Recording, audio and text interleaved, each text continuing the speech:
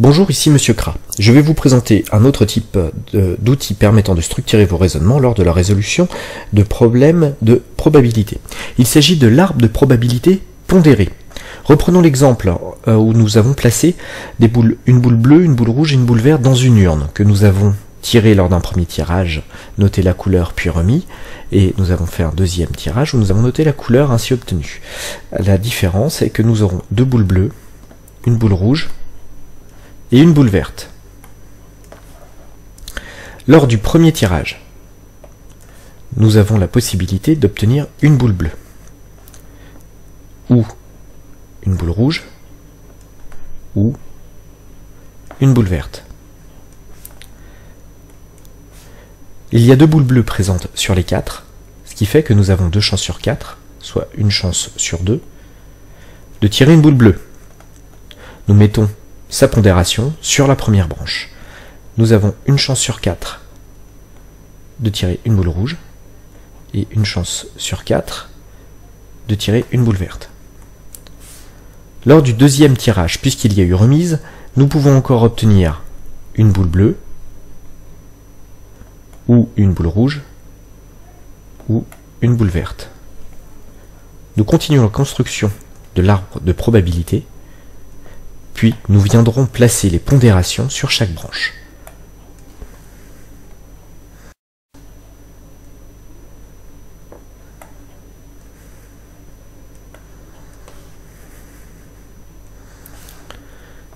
Comme il y a toujours deux boules bleues dans l'urne pour le deuxième tirage, nous avons encore une chance sur 2 de tirer une boule bleue. Une chance sur 4 pour tirer une boule rouge et une chance sur 4 de tirer une boule verte.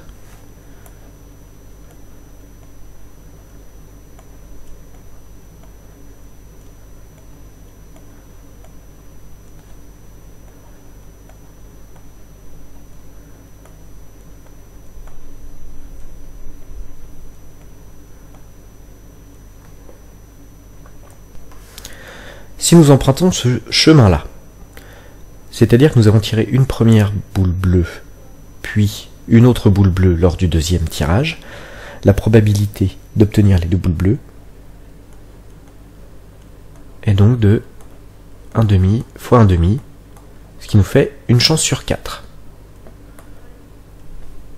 Si nous empruntons ce chemin-là, une boule bleue au premier tirage, puis une boule rouge au deuxième tirage,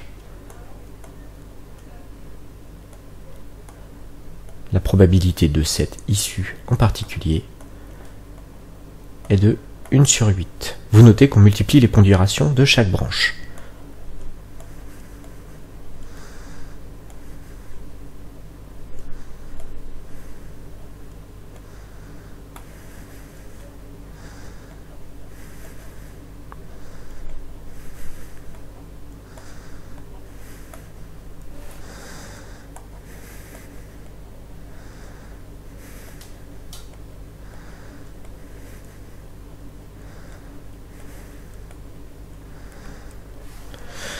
Considérons l'événement que l'on appellera D, qui est de tirer les deux boules bleues.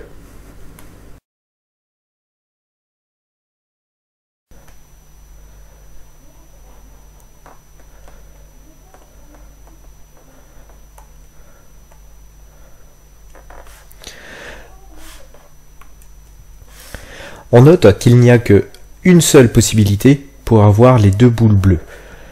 Leur probabilité associée est donc de 1/4.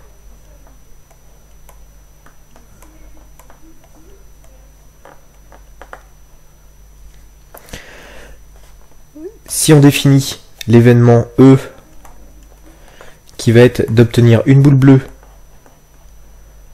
et une boule verte, une boule bleue et une boule verte, on va avoir cette possibilité ici et ici. Il faut tenir compte du coup des deux événements pour avoir la probabilité. Donc 1 sur 8 plus 1 sur 8. Ce qui va faire 2 sur 8, soit un quart. événement qui va être d'obtenir une boule rouge et une boule verte.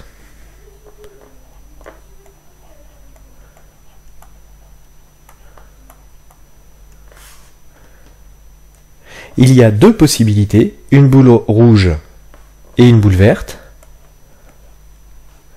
une boule verte et une boule rouge.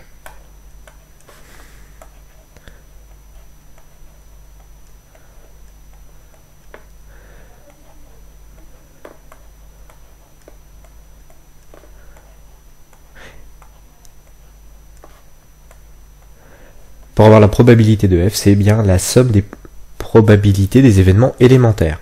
Donc 2/16, soit une chance sur 8. On peut vérifier que nous avons correctement fait le travail lorsque l'on fait l'addition de toutes les probabilités des événements élémentaires. On doit obtenir 1.